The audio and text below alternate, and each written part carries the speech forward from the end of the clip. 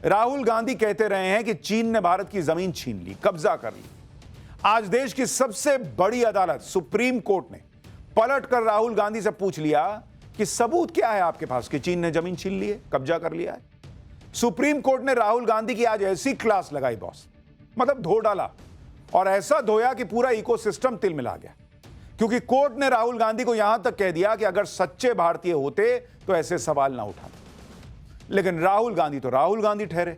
सनसनीखेज दावे करना, आरोप लगाना, सबूत ना दे पाना, फिर माहौल बनाना, यह सब उनकी राजनीति की एक तिकड़म हो गई है। आप पेगासस का केस याद कर लीजिए, राफेल का केस याद कर लीजिए, अडानी का मामला देख लीजिए। राहुल गांधी जो कहते हैं ना बॉस, सुप्रीम कोर्ट में जाते ही उनका सारा एजेंडा ध्वस्त हो जाता है, क्योंकि वहां पे सबूत रखने पड़ते हैं, सच सामने आ जाता है। आज चीन के मामले में भी यही हुआ। चीन को लेकर राहुल गांधी ने कितना एजेंडा चलाया था कि नरेंद्र मोदी के खिलाफ माहौल बन सके, उल्टे सीधे बयान दिए। लेकिन जब इन्हीं उल्टे सीधे बयानों का मामला सुप्रीम कोर्ट गया तो राहुल गांधी को भयंकर फटकार पड़ गई।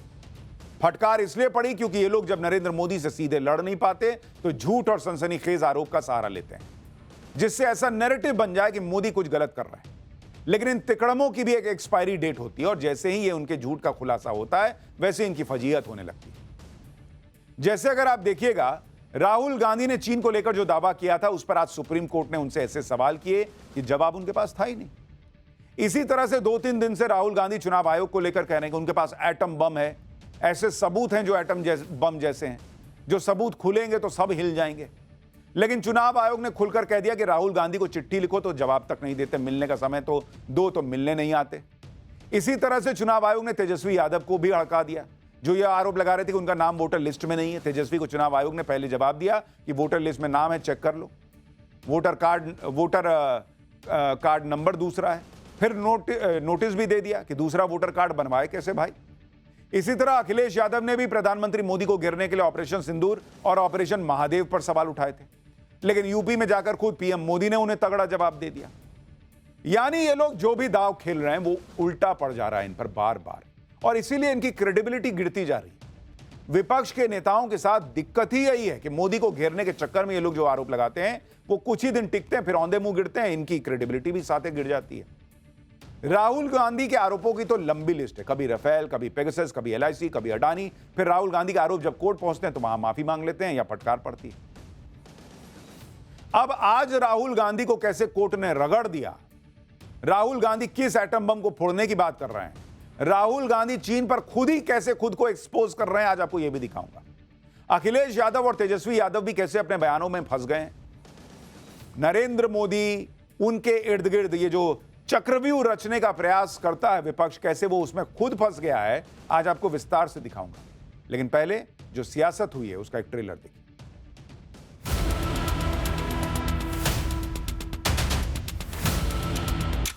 चाइना के बारे में एक सवाल नहीं पूछा जाएगा। जिन्होंने 2000 स्क्वायर किलोमीटर हिंदुस्तान का उठा लिया, ऐसा लगता है कि राहुल गांधी की रगों में आज चीन प्रेम है लेकिन भारत प्रेम नहीं। वो एंटी इंडिया उनकी सोच है और भारत के अगेंस्ट हमेशा बोलते हैं। shockwave that is going to go through when we release this data. It's literally like an atom bomb. अगर आपके पास सबूतों का एटम बम है तो उसका परीक्षण तुरंत कर डालिए।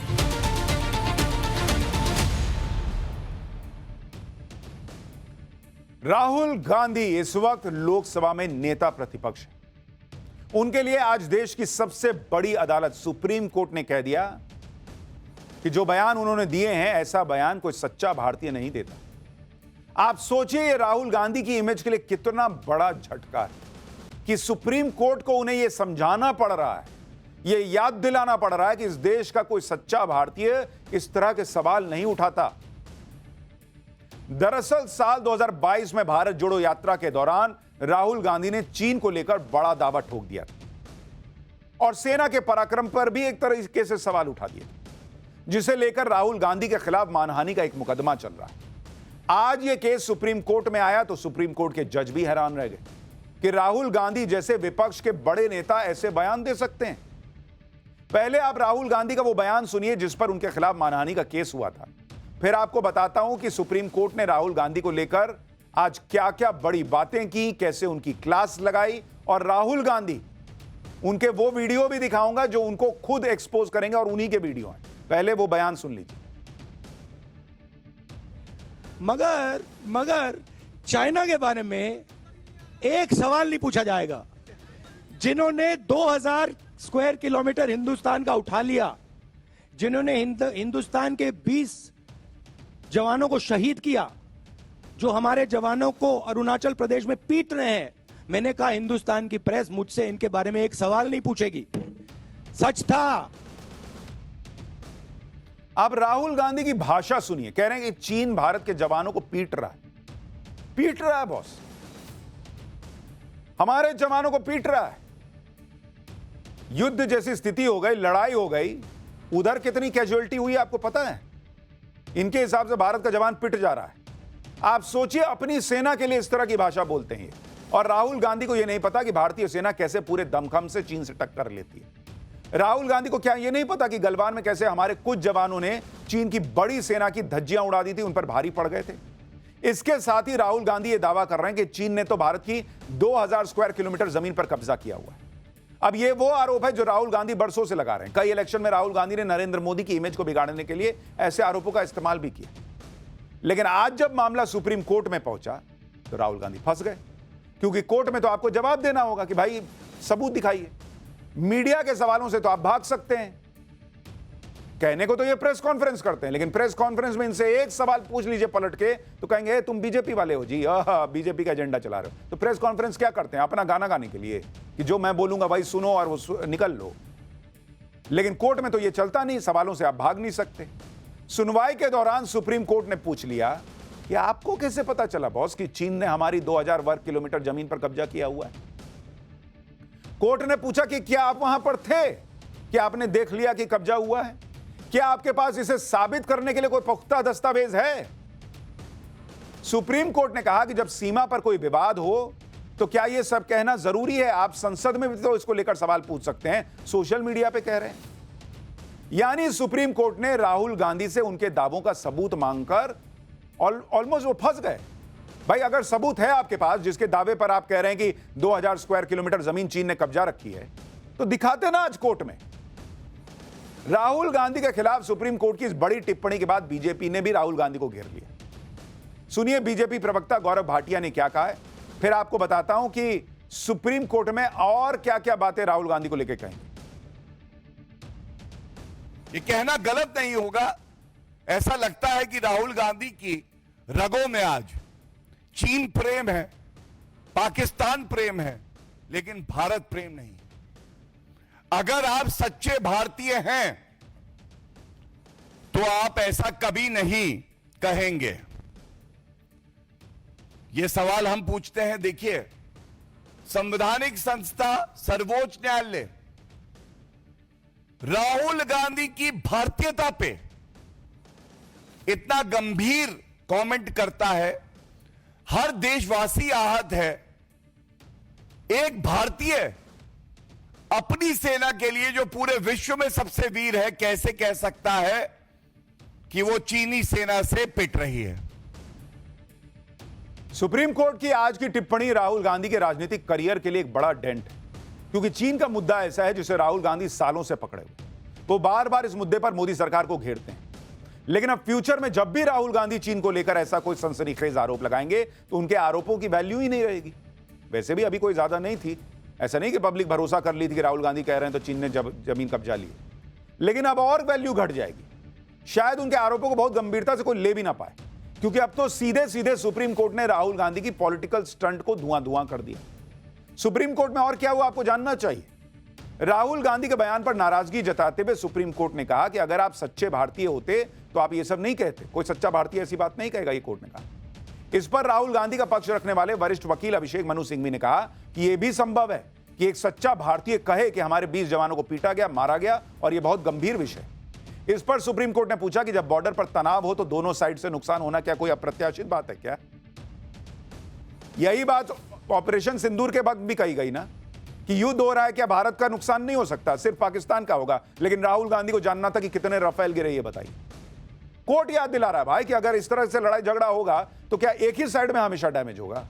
अभिषेक मनु सिंघवी ने कहा कि राहुल गांधी सिर्फ अपना पॉइंट रख रहे थे, जो सूचना दबाई जा रही है उसके प्रति अपनी चिंता जता रहे हैं। सिंघवी ने कहा कि अगर नेता विपक्ष कोई मुद्दा नहीं उठा पाएंगे तो फिर यह बहुत दुर्भाग्यपूर्ण स्थिति हो जाएगी। अगर वो प्रेस में छपी बातों को नहीं कह सकते तो फिर उनके नेता प्रतिपक्ष होने का क्या मतलब। इस पर सुप्रीम कोर्ट की तरफ से कहा गया कि लेकिन ऐसे मामलों को उठाने के लिए एक निर्धारित फोरम है, आपको जो कहना है वो आप संसद में क्यों नहीं कहते, आपको ये सब सोशल मीडिया पोस्ट में ही क्यों कहना है।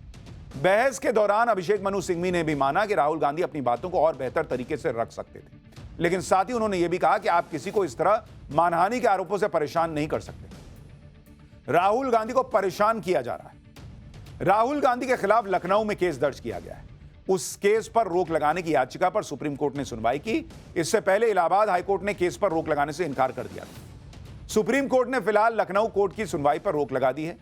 इस मामले में यूपी सरकार और शिकायतकर्ता से जवाब दाखिल करने के लिए कहा गया। राहुल गांधी के चीन पर दिए गए जिस बयान को उनके वकील कोर्ट में डिफेंड कर रहे थे, उसे लेकर तो राहुल गांधी खुद ही कंफ्यूज है।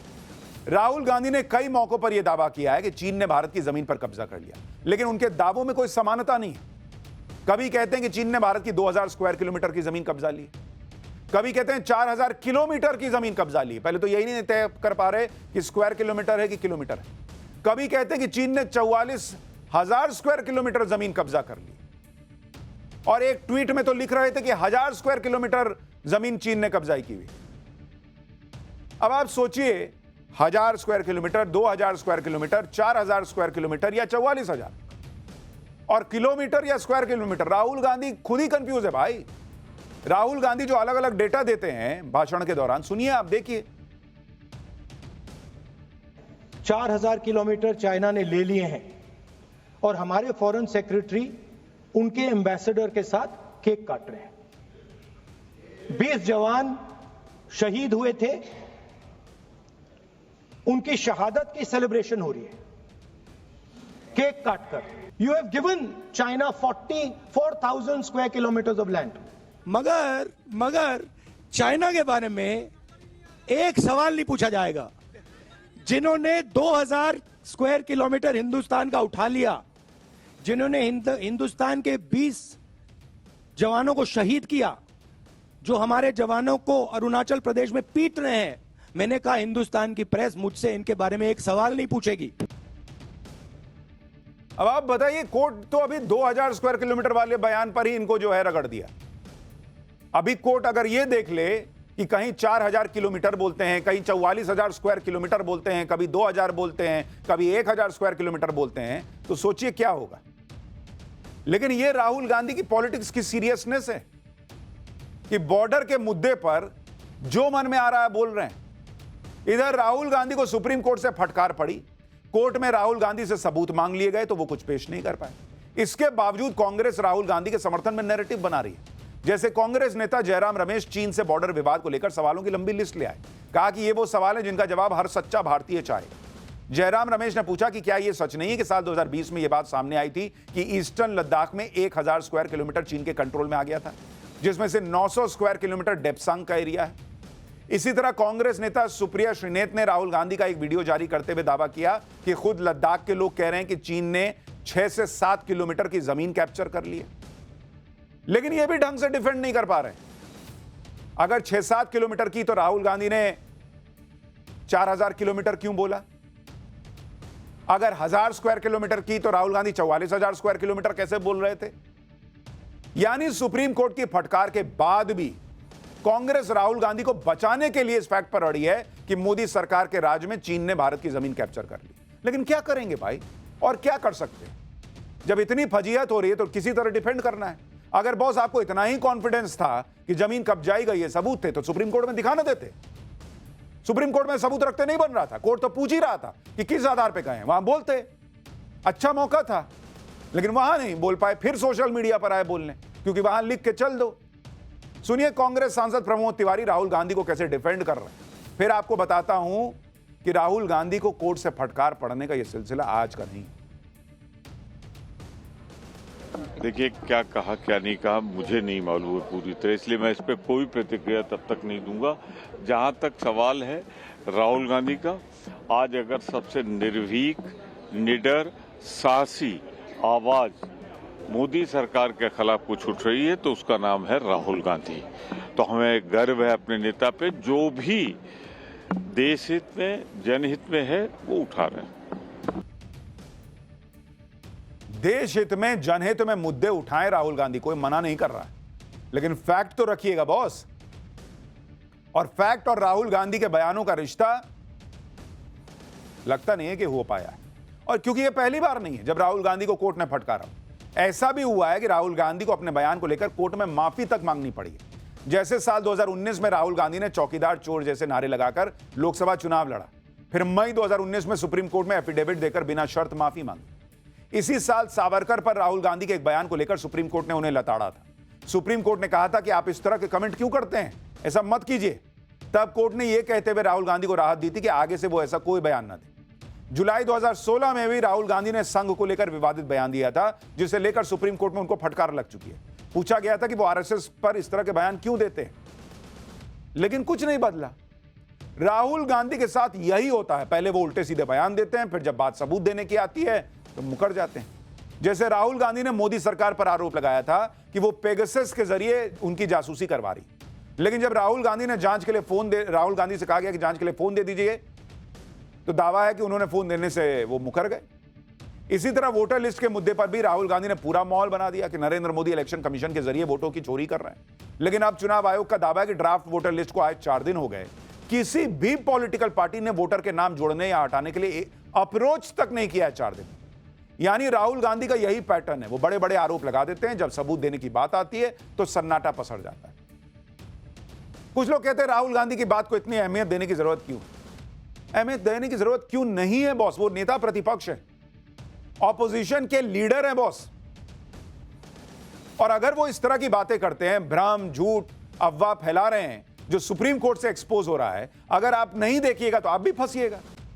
और ये देश की बात है बॉस, इनकी अपनी पॉलिटिक्स चलती रहे, कोई फर्क नहीं पड़ता। लेकिन देश की इकोनॉमी डेड हो गई है, अगर बोलेंगे तो देश के हर नागरिक को दुख होगा। अगर चीन की जमीन कब्जा ली गई है, इसका दावा करेंगे और सबूत नहीं रखेंगे तो देश के हर नागरिक को दुख होगा कि बॉस कैसी बात कर रहे हैं, नेता प्रतिपक्ष ना है जी। कमाल की बात यह है कि बार बार सेटबैक मिलने के बाद भी राहुल गांधी रुक नहीं रहे। उन्होंने एक बार फिर यह दावा कर दिया है, राहुल गांधी ने अब यह खुलासा किया है उनके हिसाब से कि लोकसभा चुनाव के दौरान 100 सीटों पर धांधली हुई। अगर यह धांधली नहीं होती तो नरेंद्र मोदी प्रधानमंत्री नहीं होते। राहुल गांधी कह रहे हैं कि लोकसभा चुनाव में बड़ी गड़बड़ी हुई, उनके पास पक्के सबूत हैं, वो जल्दी ही ऐसा डेटा सामने रखेंगे कि एटम बम की तरह धमाका हो जाएगा। सुनिए राहुल गांधी को एक बार, फिर बताऊंगा कि राहुल गांधी जिसे एटम बम बता रहे हैं उसे कैसे चुनाव आयोग सुतली बम भी मानने को तैयार नहीं।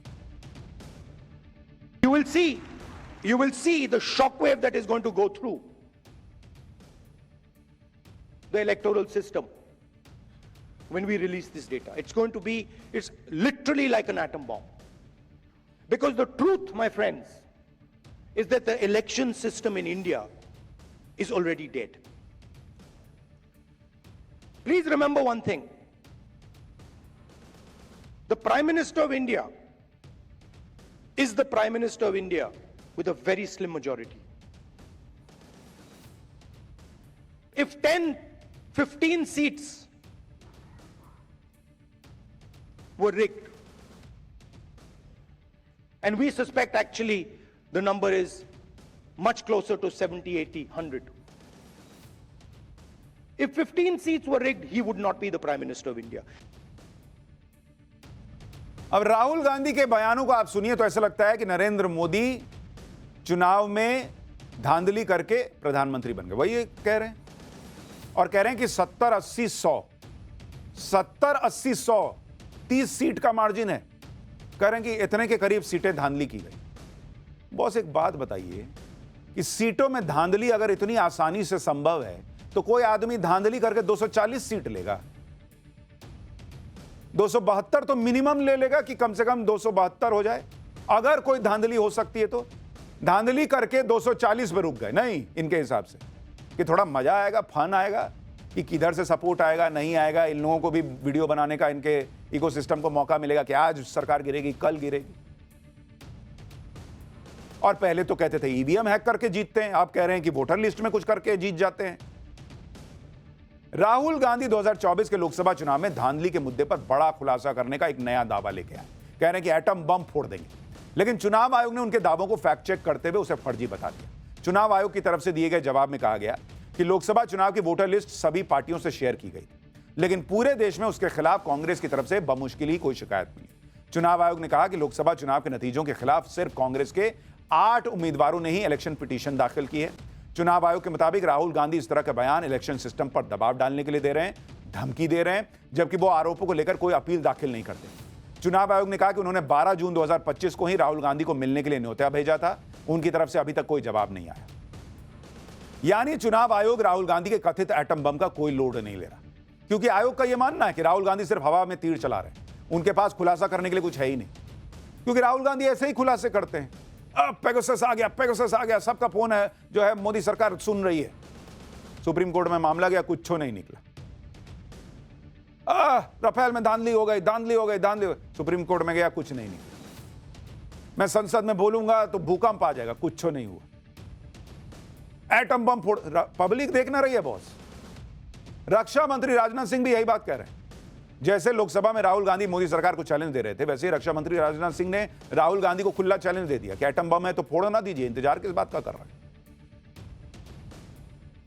नेता प्रतिपक्ष ने फिर से एक अनारगल बयान दिया है और उन्होंने कहा है कि चुनाव आयोग द्वारा वोट चोरी को लेकर उन्होंने सबूतों का एटम बम तैयार किया है, जो उनके पास है और किसी के पास नहीं है। ऐसा एटम बम उन्होंने तैयार किया है जो कि वह केवल उनके पास है और किसी के पास नहीं है। मैं राहुल जी से कहना चाहूंगा बहुत विनम्रता के साथ, अगर आपके पास सबूतों का एटम बम है तो उसका परीक्षण तुरंत कर डालिए। एटॉमिक टेस्ट तुरंत हो जाना चाहिए। सारे सबूत जनता के सामने रखिए, सारे सबूत जनता के सामने रखिए। मगर सच्चाई है कि उनके पास न कोई तथ्य है, न सबूत है। सनसनीखेज बातें करना उनकी पुरानी आदत है। राहुल गांधी को सरकार चैलेंज दे रही है, राजनाथ सिंह चैलेंज दे रहे हैं कि है सबूत तो रख दीजिए। अच्छा, अभी तो संसद का सत्र चल रहा है, अगर अभी रख देंगे तो संसद में मुद्दा उठाने का मौका मिल जाएगा। अभी क्यों नहीं रख रहे हैं?